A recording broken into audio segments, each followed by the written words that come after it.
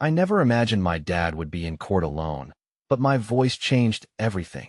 I will never forget the day everything fell apart. The air was heavy, like a storm was brewing just inside my chest. My heart thudded, and my hands trembled as I sat in the cold, sterile courtroom, watching my father standing there, tiny and fragile against the backdrop of accusations that seemed to tower over him. How did we get here? I could still hear the echoes of laughter from our family dinners, the warmth of my mother's smile as she passed around the mashed potatoes, and the way my dad always knew how to lighten the mood with his goofy impressions. But now, silence draped over us like a thick blanket. Witnesses murmured under their breath, their eyes darting like startled birds, and I felt their judgment pierce through the heavy stillness. My dad's expression was a mix of determination and desperation, a tight line forming around his mouth and a sparkle of fear that I had never seen before.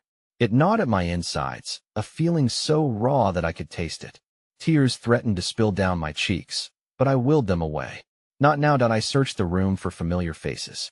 My mom, caught in the crossfire of emotions, withheld her tears, clutching her purse like it was a lifebuoy. I wanted to reach out to her, to tell her everything would be fine, but the words caught in my throat. The truth was, I felt far from fine. Their fate hung in the balance, woven together with every heartbeat, every whispered word. I could sense the tension pressing down, suffocating, like the walls were closing in around us. Then I saw it. A glint of hope, a flicker in the corner of my eye. The defense lawyer stood up, confidence radiating off him like sunlight. I had met him just once before, and his presence was magnetic, pulling focus from every other person in the room. He had said my voice was powerful, that it could shift perspectives, change outcomes. I had wanted to believe him then, but now? Doubt clawed at me. The judge leaned closer, and the room hushed. I felt the weight of expectation sitting heavily on my shoulders. My voice had to matter. I could feel that spark of determination ignite inside of me. I thought about everything my dad had sacrificed, the way he had put us first through thick and thin. I owed him this fight. Yet, the other side had their own tricks.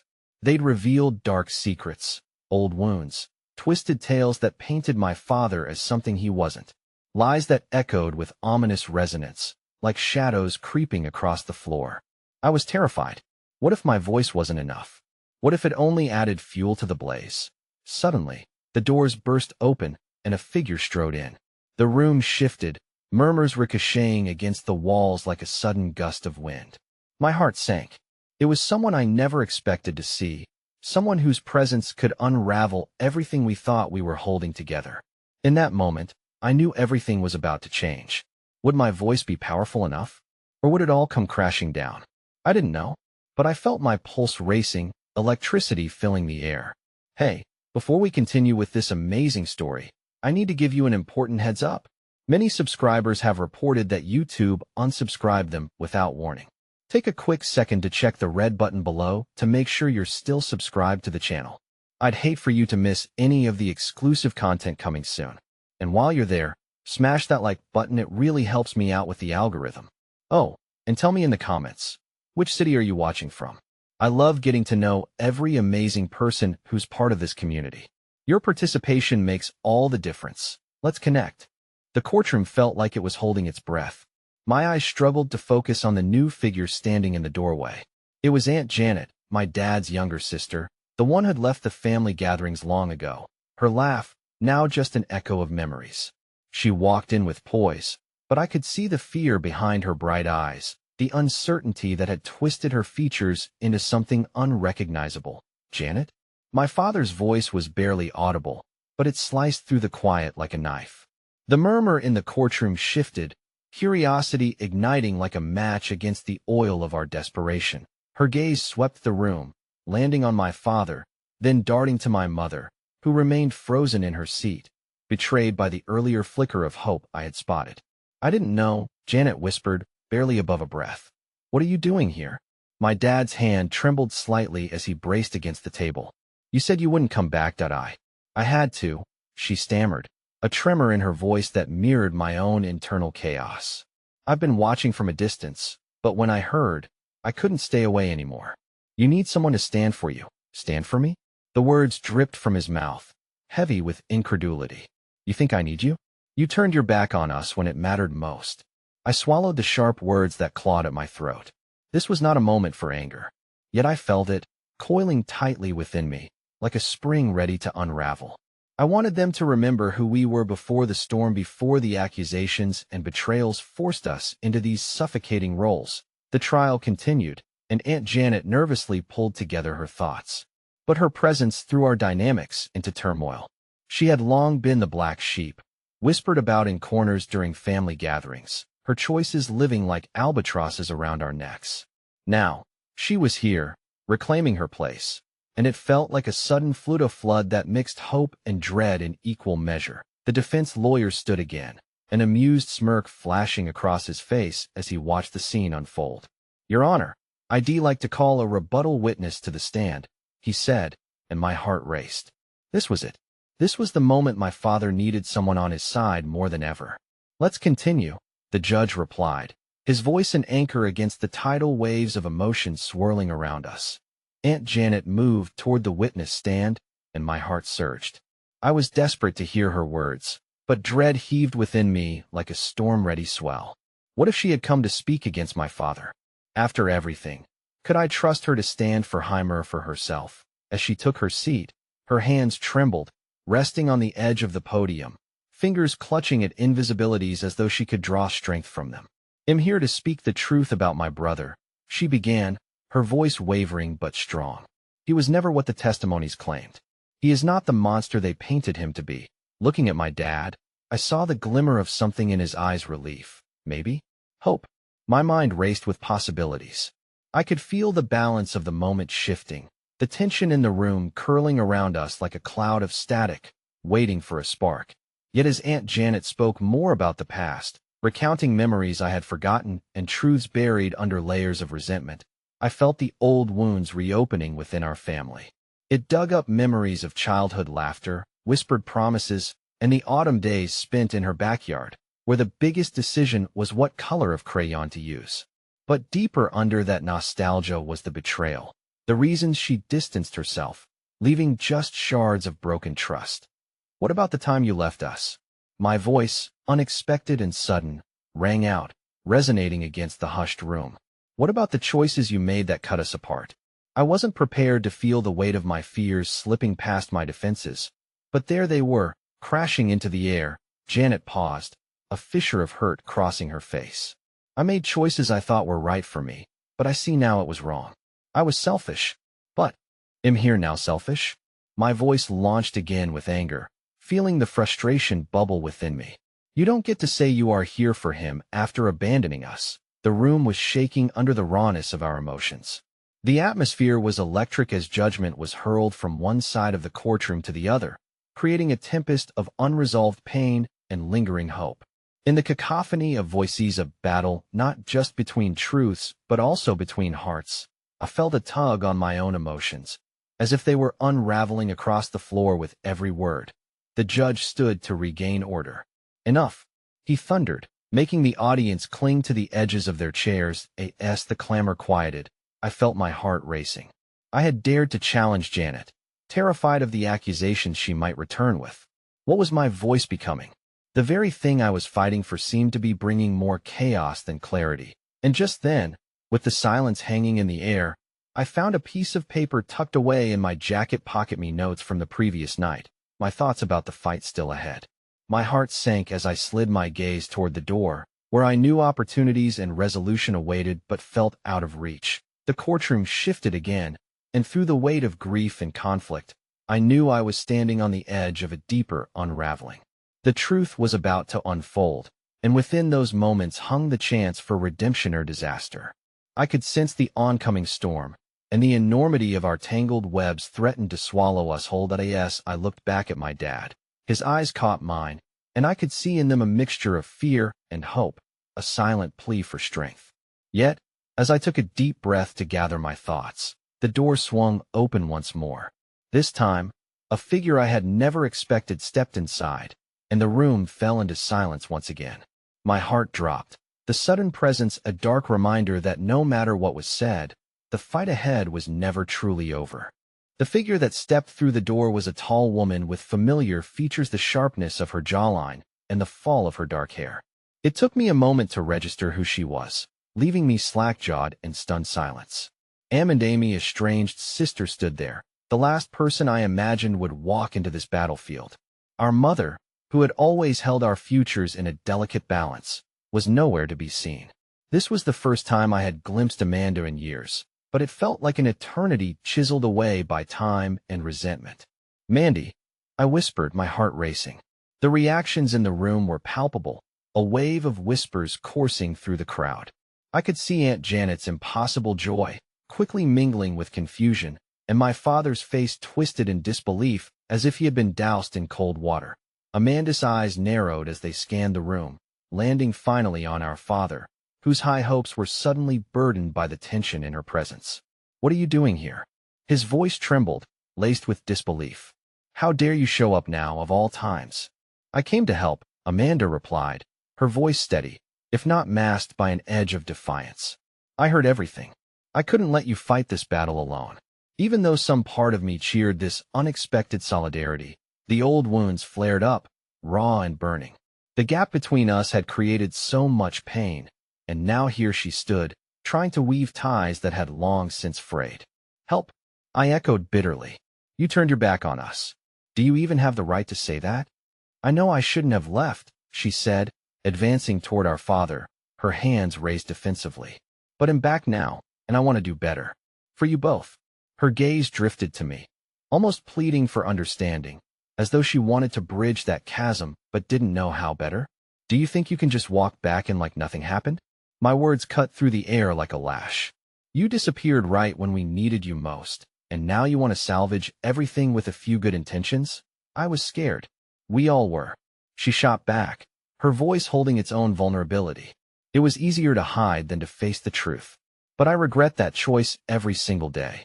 The courtroom echoed with the unspoken pain of our family, an extraordinary depth of torment carved from absence and betrayal. The magnetic pull of repressed emotions was overwhelming, and as all eyes roamed between the three of us, a tapestry of confusion and hurt unfurling, me chest tightened under the weight of unprocessed grief.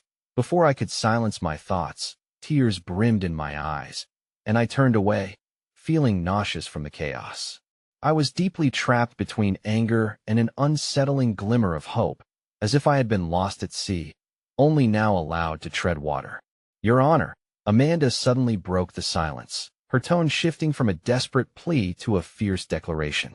"I want to testify on behalf of my father." The judge raised an eyebrow, intrigued by the sudden turn of events. "This is an unexpected request, but go on."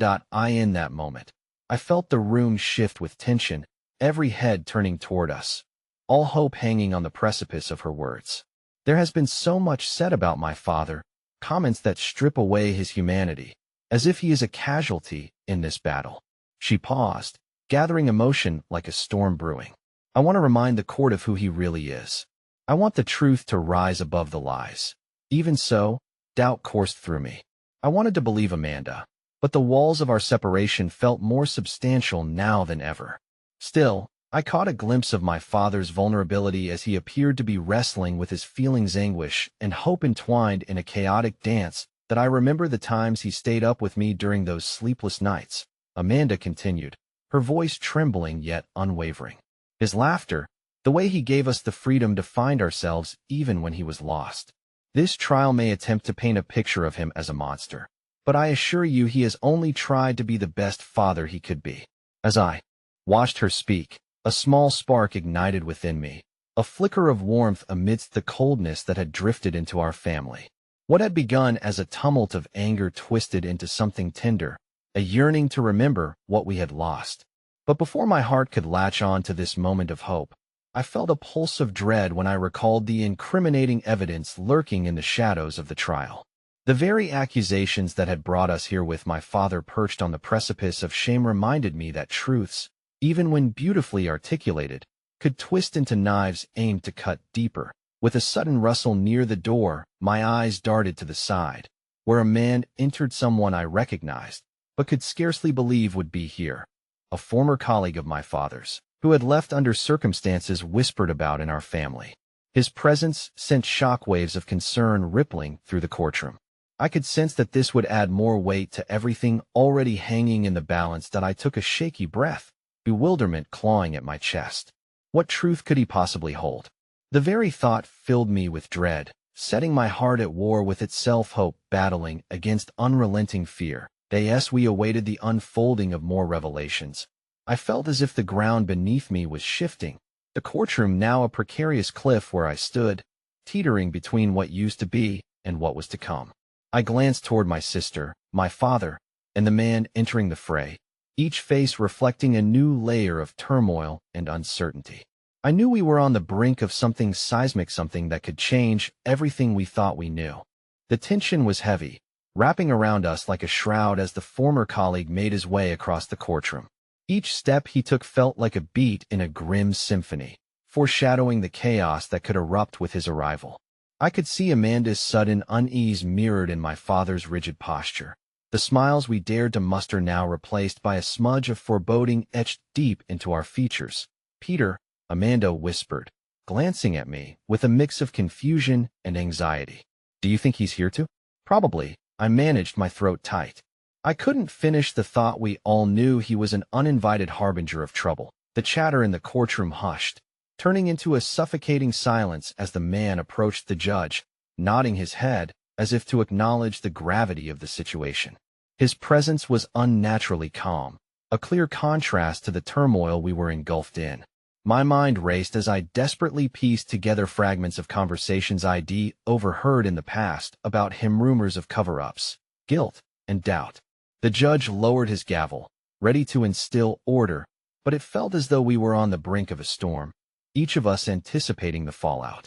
"Mr. Collins," the judge said, his voice grasping authority yet laced with curiosity. "What brings you here today?" "I have relevant information regarding the allegations against Mr. Johnson," Mr. Collins replied, his voice steady but echoing with an undertone of hesitation. My breath quickened, the ground beneath me quaking with uncertainty. That I glanced around the room, my gaze flitting to Aunt Janet, who appeared as if she were about to pop from her own anxious energy, wringing her hands. My father, once confident and unyielding, now looked like a ship caught within a storm adrift and desperate for clarity.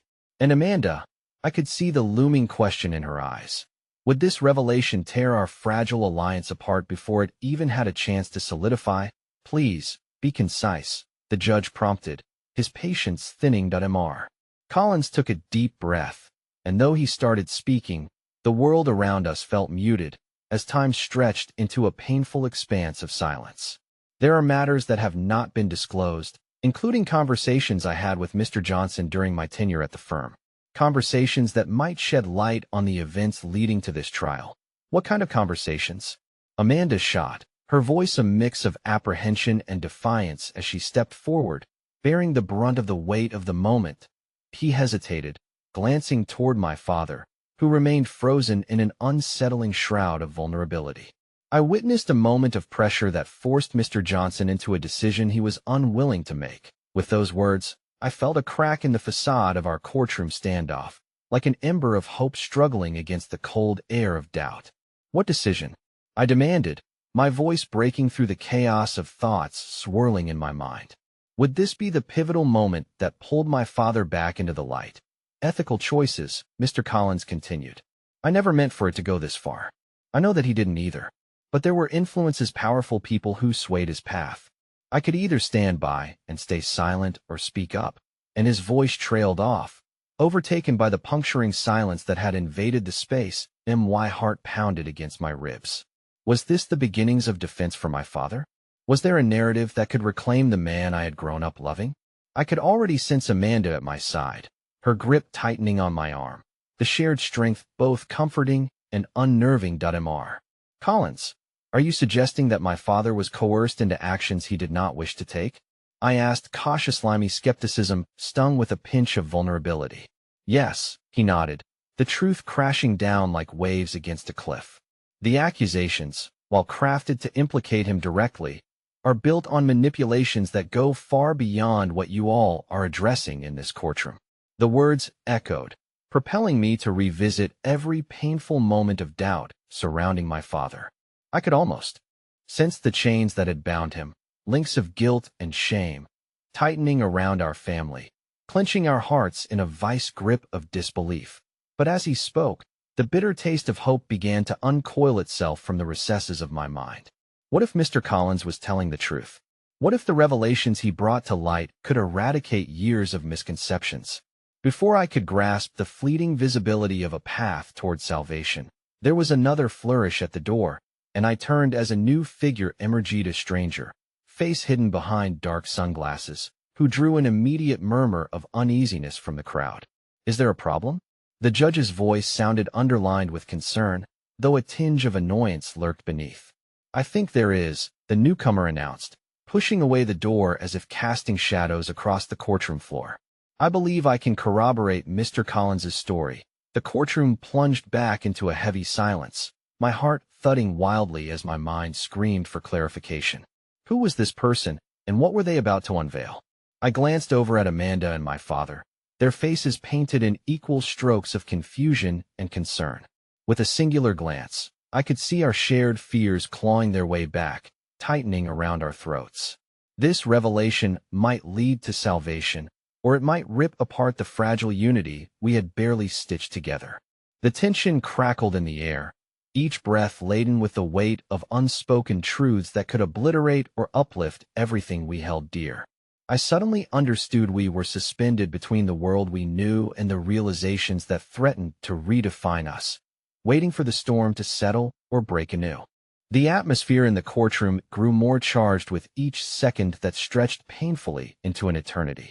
The newcomer stood silhouetted against the fluorescent lights, a specter of intrigue that made my heart race.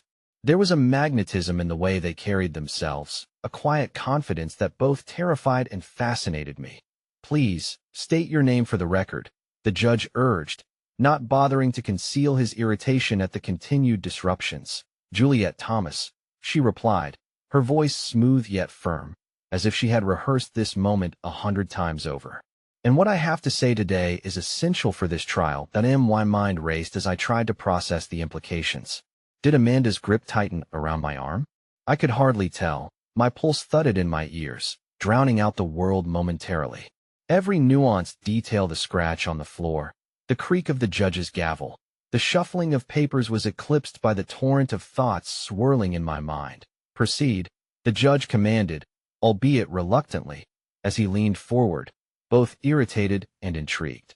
Juliet took a step closer to the witness stand, the corners of her lips turning up in a knowing half-smile. "What Mr. Collins said is only part of the story. There's much more than coercion at play here, a network of individuals responsible for the entrapment of Mr. Johnson." "What do you mean?" Amanda interjected, unable to suppress the urgency surging through her voice. Juliet's gaze shifted toward my father, who seemed to shrink under scrutiny, the weight of the past wrapped around him like chains. Mr. Johnson wasn't just coerced. He was being watched, monitored. There were threats against his family, his livelihood, that forced him to make choices against his very nature, she declared with an unexpected fierceness. I felt a flicker of firelight within me, an ember of courage igniting against the tempest of despair that had been gathering.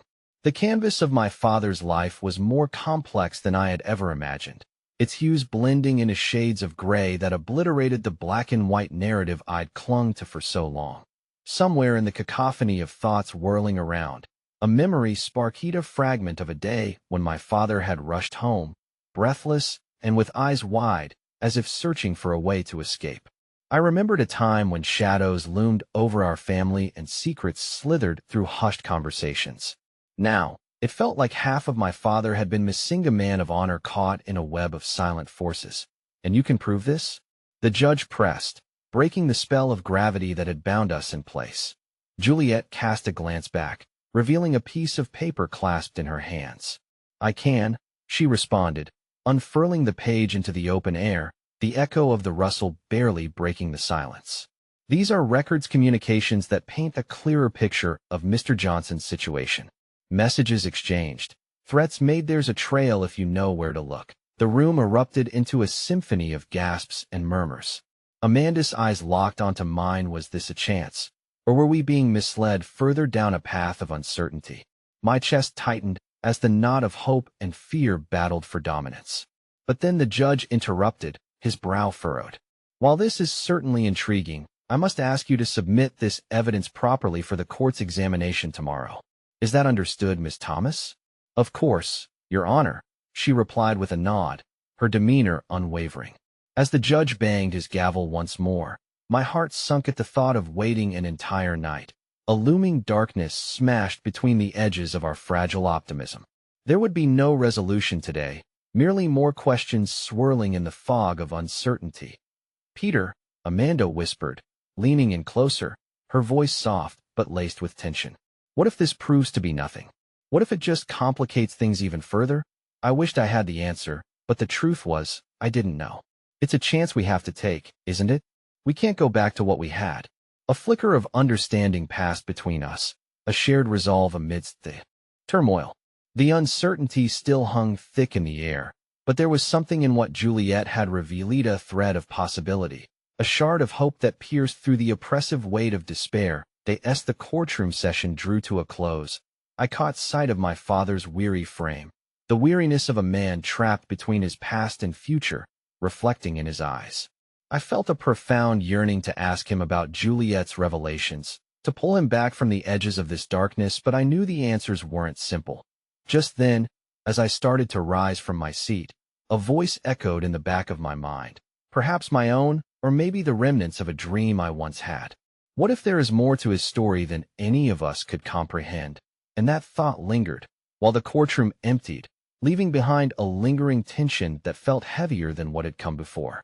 In that shrouded silence, as we trudged toward an uncertain future, one question hung like a guillotine above our heads. The deeper we delved into this mystery, the more it threatened to consume us whole. Would unveiling the truth set us free, or would it ensnare us in a web that could never be undone? The sun dipped below the horizon, casting long shadows that curled around the courthouse steps as I stepped outside, feeling the cool evening air envelop me like a shroud. A cacophony of questions roared in my mind, drowning out the sounds of the bustling street. My heart thudded against my ribs, a solitary metronome keeping time with my spiraling thoughts. Are you okay? Amanda asked gently, her voice slicing through the haze. She studied me with concern, her brow furrowed in an array of emotions: fear, hope, uncertainty, and something more fragile yet unmistakable. I don't know, I admitted, overwhelmed. It feels like we're diving deeper into something we don't fully understand. I rubbed my temples, trying to ward off the thickening tension. She nodded, reaching for my hand, her fingers weaving through mine in a way that steadied me. Whatever happens, we'll face it together. You and your daddy are not alone in this. In that small gesture, I felt a flicker of light breaking through the darkness, the kind of hope that came from shared burdens, the assurance that my struggles were not mine to bear alone. I squeezed her hand tightly, grateful for the strength she offered. But as we walked, the uncertainty loomed larger than life. Every step dragged me deeper into an emotional labyrinth, each corner steeped in fear of what revelations might await us. What if the evidence Juliet revealed exposed not just my father's torment, but something darker, connections that could threaten everything we had left? Then, I thought of Juliet. The fierce passion in her voice still resonated deep within me. She had appeared like an angel of reckoning, but I couldn't shake the dread that her arrival would complicate everything more than we ever anticipated. Do you think she's trustworthy? I asked almost absently, the inquiry spilling out before I could stop it. Trust is a tricky thing, Amanda replied thoughtfully. But she seemed sincere. Maybe she's just trying to help, or maybe she wants something in return. The words escaped my lips bitterly, not entirely sure if doubt or fear propelled them. As the weight of uncertainty closed in, the darkness clung periodically to the corners of my thoughts, almost threatening to consume the light Amanda provided. As we turned a corner, I spotted my father slumped on a nearby bench, staring into the distance. His weary form seemed to reflect the anguish lurking just beneath the surface. Something in me ached to bridge the chasm that had formed between us, to break through the silence that had replaced all our conversations. But now was not the time. Let me go talk to him, I whispered to Amanda. She nodded, her expression encouraging yet tinged with worry. As I approached, I felt the air grow heavier, the invisible barrier of grief and regret stretching between us tighter than a taut wire. Hey, Dad, I ventured softly, Unsure of what words could thaw the chill that had settled in his eyes, he turned toward me slowly, the shadows of his own burdens weaving a blanket over him. "Peter," he replied, his voice barely above a whisper, laced with exhaustion. "How did it go?" "Juliet, she said you were being watched, that there was so much more happening than what we knew." The admission hung in the air, pregnant with unresolved tension. He rubbed a hand over his face, weariness etched in every line. "I didn't want you to find out like this. I thought I could protect you from the truth." "Protect me?" "By hiding it." The words burst out of me before I had a chance to reel them in. "I need to understand, Dad. We all need to know what's really going on. Two made mistakes," he stammered, his voice thick with regret. "Things I wish I could take back. But it's dangerous.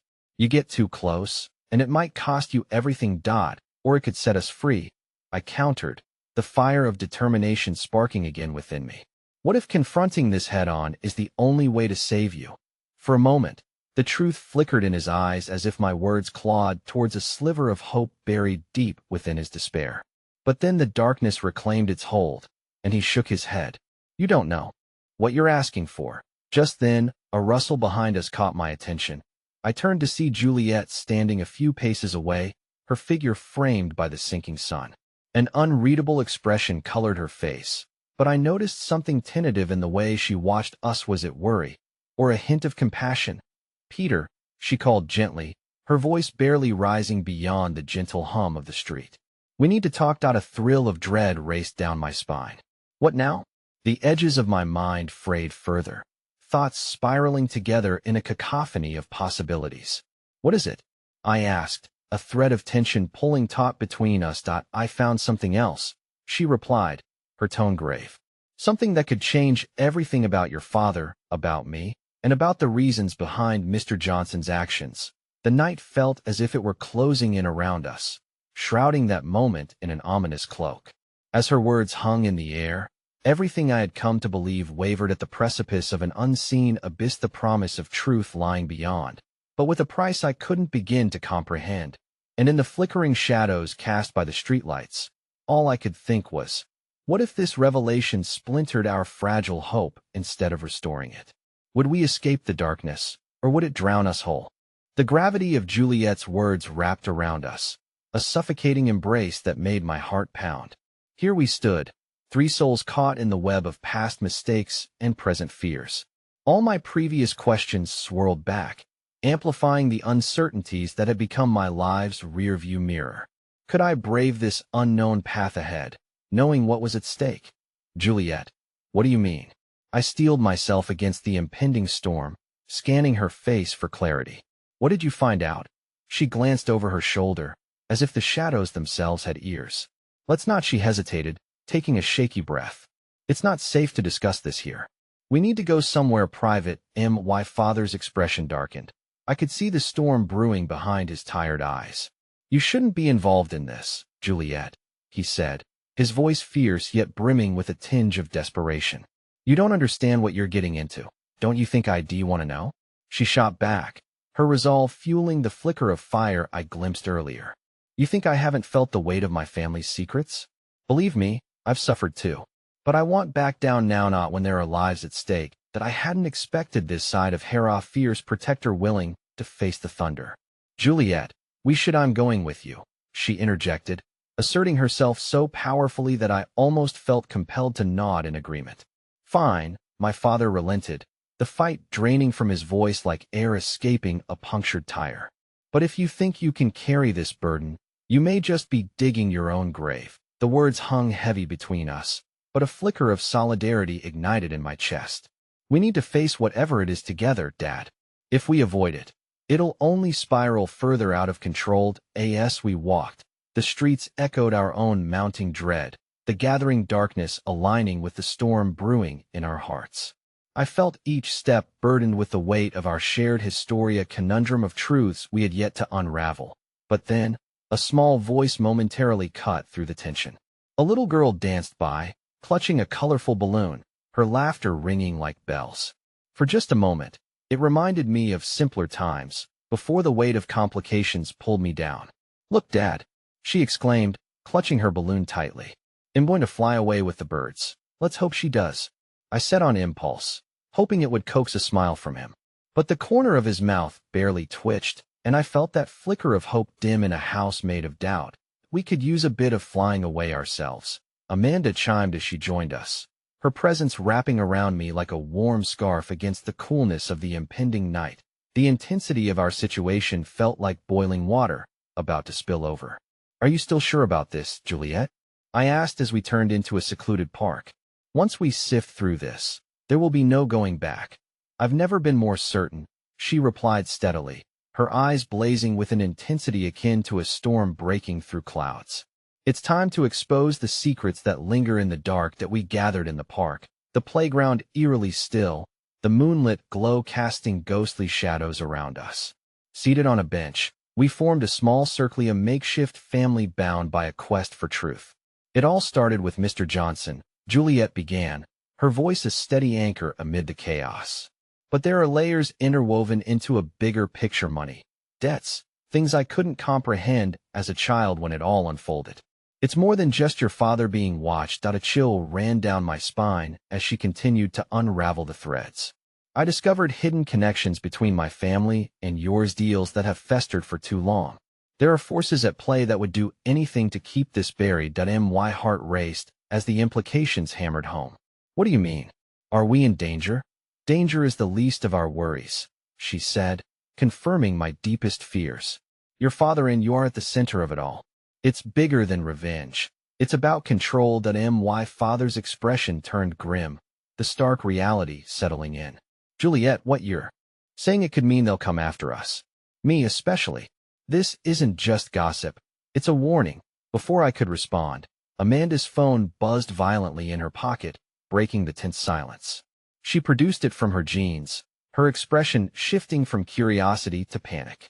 "It's the authorities," she murmured in disbelief, her fingers trembling.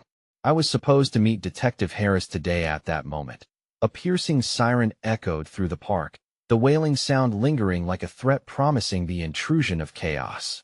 "Peter, we need to leave now," my father urged, his voice an urgent whisper. But as we turned to run, I felt Juliet's grip tighten on my arm. "Wait, there's something else," she breathed, her eyes wide with fear. "Something I didn't want to say earlier. I think Mr. Johnson has more than just a personal vendetta."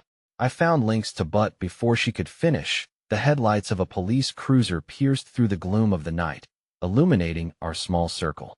In that moment, the breeze shifted, and I caught a glimpse of something in the rearview mirror, of that shocked momenta reflection of truth that lingered just out of reach. Tantalizing yet terrifying. It felt like the walls were closing in. This was only the beginning, and fear wrapped itself tightly around my heart. There was no going back now, but where would this path lead us? The air hung thick with anticipation as the police cruiser parked close, the driver's door swinging open against the metallic screech that broke the stillness of the night. I could feel my pulse quicken, an echoing drumbeat that demanded action, while my body felt paralyzed by the weight of unanswered questions. "Peter, stay behind me," my father urged, instinct taking over. I wanted to protest, to scream that I was no longer the child needing protection, but the look on his face, wariness mingled with fierce love, held me in place. Juliet's grip on my arm tightened, her eyes wide with the shared fear of being discovered, but just as quickly blooming with a determination that gave me strength. "They're not here for us," she whispered, her voice a soothing balm against the chaos. "They can't be." "Maybe," I replied, stealing a glance toward Amanda, whose face had gone pale as her phone buzzed insistently against her thigh. "But we can't stick around to find out. Not after what you just told us." Before any of us could react further, a tall figure emerged from the shadows, a detective, clad in a jacket emblazoned with the emblem of authority. I recognized him instantly. Detective Harris, an old family friend whose presence felt like a double-edged sword, comforting yet ominous. "Peter," he called sharply, his eyes scanning our small cluster, settling on my father. "I need to speak with you." "Not here. We're not discussing anything in the open," my father responded curtly, taking a step forward as if to shield us from further scrutiny. "I understand, but we've received intel. The situation is serious," the detective insisted, his urgency palpable. "There are shadows lurking, things that could complicate matters if we don't act fast." The darkness pressed around us, and I was acutely aware of how isolated we had become. The little girl's laughter had faded into the distance, replaced by the chilling laughter of uncertainty echoing in my mind. Juliet's expression mirrored my own, full of dread but sparked with the flickering flame of resolve. "It's about Mr. Johnson, isn't it?" I asked, my voice barely above a whisper. "He knows about my dad, doesn't he?" Detective Harris nodded gravely, glancing around the park as if the night itself held ears. "We believe there's more to this than you realize. Johnson wasn't just a man stuck in his ways. He was deeply entangled in something detached from ordinary disputes. Someone is protecting their interests, hence the police cars. My heart sank as a thought struck me. It's not just about money or power, is it? This is about control, about silencing anyone who stands in their way. Exactly, Harris confirmed, and I felt a chill sweep through me. You need to understand that your father is no longer just involved. He's become a target before he could finish. A faint rustling soothed the tension momentarily, but it sent a jolt through my awareness. From the shadows, a figure emerged, cloaked in a dark hoodie, their face obscured by the brim of a baseball cap. I squinted in surprise. The familiar silhouette sent alarm bells ringing in my mind. "Peter," the figure called softly, the voice unmistakable yet tinged with a sense of urgency. "You have to come with me." My heart plummeted as I registered the voice. It belonged to Kyle, a boy I had shared laughter with during what seemed like simpler times. But now he felt like an intruder bearing news too heavy to lift. "What are you doing here?" I demanded, glancing back at my father, who had gone rigid. "You shouldn't be involved in this." "I wouldn't be here if it weren't important," Kyle insisted, stepping closer as fear danced behind his eyes. "There's something you need to know to warn you before it's too late." I didn't know who else to trust. Juliet and Amanda exchanged worried glances, caught in the limbo of confusion and dread. "This isn't the time," Amanda whispered, her eyes searching for clarity. "It's about what Johnson is planning," Kyle pressed, his voice cracking ever so slightly, but he couldn't hold back the flood of revelation that followed. "There's something he has to document, or something that could destroy everything for your family, Peter. You need to stop him before he gets the chance to turn it against you." The weight of his words hit me like a cold wave crashing over me. Everything we had learned, every decision we'd made, had led us to this crucial moment. My heart raced not just with fear, but the flicker of the unknown, a chance, perhaps, to expose the truth before it engulfed us entirely. "Peter, no!" my father shouted, horror spilling from his voice as I turned to face Kyle fully. "You can't trust him. We don't know where his loyalties lie." In that fleeting moment, the world narrowed around me. I was standing on a precipice, and the choice lay before me like a chasm beckoning to be crossed. Kent did not seem to be the same unassuming boy I once knew. Yet here he stood, a wild card wrapped in uncertainty, just like our situation. "Juliet, what do you think?" I asked, desperate for her insight as the weight of my father's gaze tingled down my spine.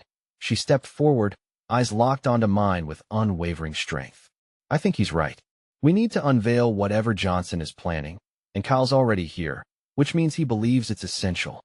But before I could respond, the distant sound of sirens grew louder, echoing through the air as shadows twisted ominously around us, compelling me to act. This moment felt fleeting and pivotal, a point of no return as the night settled deeper around our hearts, now tethered to fears too powerful to ignore. Everyone's gaze pinned on me, and suddenly it struck me the gravity of this decision could alter our lives forever. But one undeniable fact remained. We couldn't stay here any longer. Tension crackled like electricity in the air as the weight of curiosity merged with dread. I could almost taste the fear, bittersweet against the hope kindled in vulnerability. "Let's go," I finally said, leaning into the chaos, preparing for whatever lay ahead. In the distance, separate yet intertwined, the storm rolled ominously closer, a haunting reminder of the battles we were yet to face. And in that moment, I dared to imagine a time when we might rise above the ruins of this dark reality if we survived long enough to see it. The crunch of gravel beneath my feet felt deafening as we moved away from the shadows and uncertainty of the park, hearts pounding in sync with the looming sirens. As the chaos of our thoughts collided, a new reality took shape around us, a reality where no one was safe, where truths were wrapped in layers of deceit, and friendships were strained against the ropes of conflicting loyalties. Where are we going? I finally managed to ask Kyle as we hurried through the darkened streets. His eyes darted around, paranoia creeping into every shadow. To my place, he said breathlessly. We need to figure this out, away from all this. A flicker of something softer crossed his features for a split second. The boy I remembered beneath the weight of teenage angst and fear, but it vanished as quickly as it appeared. That's not far, right? Amanda whispered, her voice wavering, clearly uncertain but pressing forward. I'll be safe. I promise, Kyle reassured her, though the tremor in his own voice betrayed the bravado he tried to put forth. Each step we took felt heavier than the last, the burden of the potential consequences looming like dark clouds overhead. As we finally rounded the corner, I felt the knot in my stomach twist tighter. The image of my father's determined face, trying to shield us all from the storm gathering around us, played endlessly on repeat in my mind.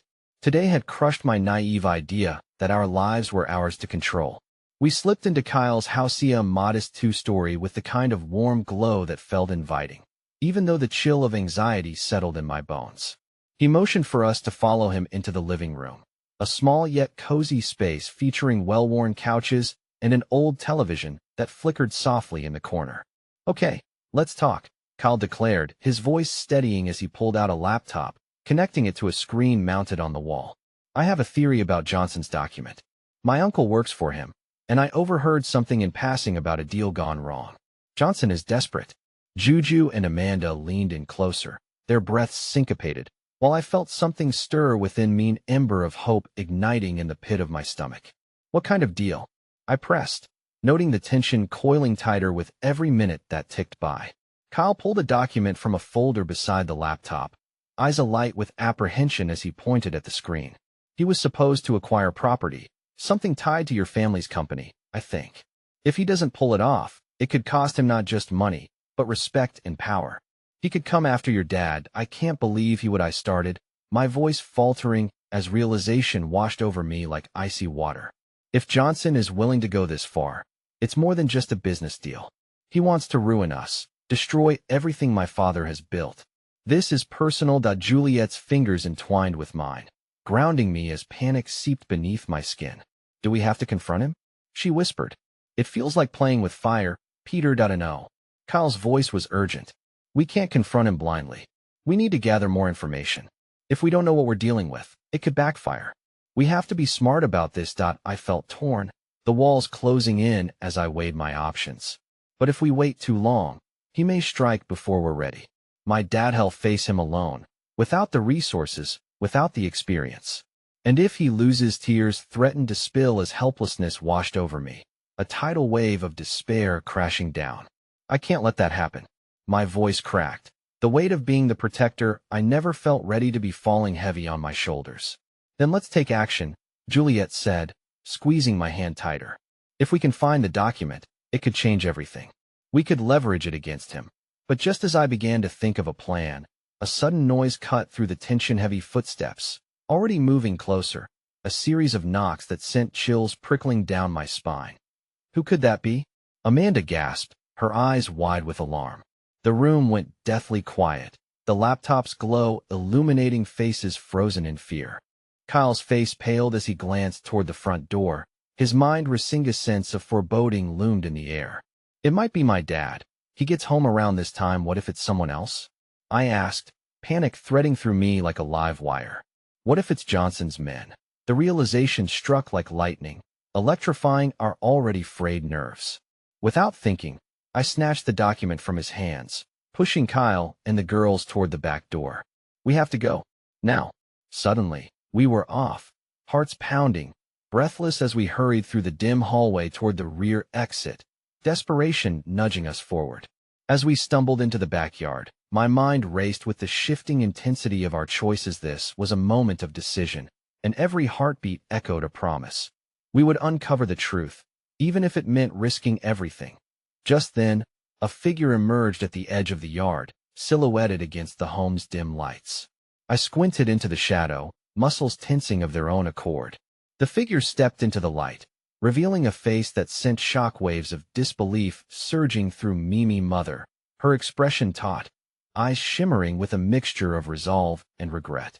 "Peter," she said softly, voice steady but low, grounded in a desperation for understanding amidst the chaos. "You don't know the whole story." And with those words, the ground beneath me shifted again, revealing that the labyrinth we found ourselves entwined in was even more complex than I had imagined. The journey ahead was no longer just about facing external threats, but now included unfolding the layers of my own family's secrets, the shadows of which could either bind us together or tear us apart entirely. The courtroom felt different that last day. A calm washed over me, mingled with the heady aroma of uncertainty. I had never realized how much emotional energy I had invested in this trial until the moment when each piece of the puzzle began aligning, revealing paths buried under the weight of fear and resentment. The chaos that had propelled our lives forward over the past weeks lingered like a ghost. But today, shadows flickered with a newfound sense of purpose. We stood as a family in the creased formality of the courtroom, the walls echoing our desires and fears, insecurities and hope. I could feel our hearts resting against each other's, fragile yet dotted with the courage to confront what needed to be confronted. As the judge rapped the gavel against the wooden block, a hushed silence enveloped us.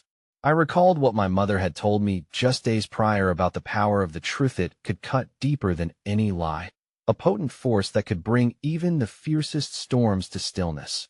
"Your Honor," Mr. Collins said, stepping forward to present new evidence, the weight of his presence grasping hold of our eyes. The legal jargon spilled forth, heavy with ramifications and implications. Each word tugged at the frayed threads of our lives. But somewhere within that revelation lay the skeleton key to our family's incarceration and secrecy. With every testimony and revelation, voices echoed, layered in a distinct harmony of readiness. A stirring tremor fanned out between my father and Aunt Janet as they summoned their courage to relive the shadows that had chased them away from each other, away from the family that had been fractured by misunderstandings and the poisons of their pasts. I sensed my mother's unwavering gaze as she flooded the room with warmth and understanding, reminding us of the time we had lost. It felt like we were revisiting our origin story, a tale woven with imperfections, yet glimmering with the promise of redemption. My office, my orchestrated world of chaos and control, faded away as familiarity unfurled with each revelation that murmured against the silence. I could see Janet misty-eyed but firm as she confronted her own ghosts, no longer shackled by fear. "We all made choices laden with fear and regret, but we cannot live in their shadow anymore," she declared, her voice trembling yet unwavering. "My brother deserves to have his story told." Holding on tightly to my father's hands, I breathed in the warmth of unconditional love that flowed between us. But even as the words unfolded in that solemn gathering, uncertainty tethered my heart, a fear that this newfound strength could waver just as easily as it shone. Would it sway the narrative that once held us captive? I could almost touch the fragile threads of dreams woven together, a chance for healing and forgiveness, but the weight of betrayal still lingered like a heavy fog. "I stand here, knowing that the truth can set us free," my father spoke softly, his voice riding the waves of hope flickering in that room. "And I must embrace it, even if it unveils the grim mistakes that have haunted our family." His admission pulled on my soul, echoing louder than any accusation that could ever be hurled in his direction. Could it be possible that the sins of old could be forgiven? My heart raced as I remembered how I had once ached for my father's forgiveness and for my own unrelenting desire to let go. "If we can forgive ourselves, we can forgive each other," I whispered, my eyes searching for a reflection of understanding. Just then, a twisted, unexpected smile adorned Amanda's face, hope blooming like spring flowers threading through her cool demeanor. "I believe we can. Every mistake makes us stronger, more rooted in love," she said, her gaze sweeping across us. "This is the test we can overcome together." And in that moment, clouds shifted to reveal the sun, bathing our hearts and the lingering shadows of despair in its golden light, reshaping us in beautiful ways. The conversations flowed from Janet, my father, my mother, and even from an unexpected ally, Juliet. Each voice painted new colors against a tapestry stained by pain, breathing life into a family once engulfed by silence. I want to share what we uncovered. Juliet began softly, her courage igniting the air around us. These people, this dark network that has hounded you must be unveiled. It's time we stand together, no matter how daunting their grip seems. A collective inhalation accompanied her words. Courage and determination swelled within me. I could feel my body pull toward her, words cascading like water tumbling over rocks, knowing that these emotions could create a tidal wave of change. And as we grew, I felt something beneath each root, unyielding, persevering. The father whom I had once feared now stood resolute, not as the man burdened by guilt, but as a light guiding us through the darkness. Together we sought solutions, piecing together testimonies, stitching up deep-seated fissures, even as secrets rippled through the courtroom like fissures breaking up ice, fragile, yet undeniably hopeful in its emergence. That it culminated in that monumental moment when the final gavel struck. In its wake, the air felt lighter, filled with promise. An acceptance I had never anticipated washed over me, an acceptance of the life we could rebuild, the forgiveness that would unfurl over the turbulent waters of truth. Yet even in that moment of release, the sorrowful twist awaited us still. It was then that I saw Kyle standing at the back of the courtroom, eyes wide and raw with emotion. "I'm sorry," he said, his voice shaky but filled with sincerity. "I didn't mean to bring any harm. I just wanted you to know the truth, like I finally have." As I faced him, something shifted deep within me. The redemption I had clung to so fiercely now encompassed us all, illuminating the fractures and healing old wounds. His sincerity reminded me that forgiveness isn't just a gift, it's a choice we must make. The courtroom fell silent, a shared understanding enveloping us. We were not estranged from our past, but spectators of our own tangled stories, intertwined yet broken, desperately waiting for the embrace of connection. As I turned to share that moment with my family, I felt the strength of their hands weaving through mine, anchoring me in the warmth of acceptance and love. We would embrace each sunrise together, casting away the thunderclouds, remaking shattered hearts into something new. And amidst the tremors of unforgiveness, I pressed forward to face Kyle. "We all deserve forgiveness," I said, the words solidify as I reached for his hand, instinctively drawing him back into the family fold. "Let's rebuild together." The world transformed around us. As we stepped into the light, encased by shared truths, every exhale carried the promise of tomorrow. The bond that had once seemed frayed now wrapped us in an iridescent embrace. And in that moment I knew, each struggle, every tear, had led us here to a place where love could finally thrive once more. With love surrounding us, pulling taut the ties that had always connected us, I whispered, "Even amidst darkness, a remedy can exist. In forgiveness, we are reborn." And as I leaned back into my family, finally anchored in love, the warmth tightened around me like an embrace. The journey ahead would not be without challenges, but now, our hearts beat as only united force against the world, ready to face whatever lay on the horizon, hand in hand, side by side. It was a new beginning, illuminated by the memories of the past shining through the darkness, guiding us home. We had stumbled through storms, but together, we would steady the sails and journey forth into uncharted waters, embracing the vast possibilities before us.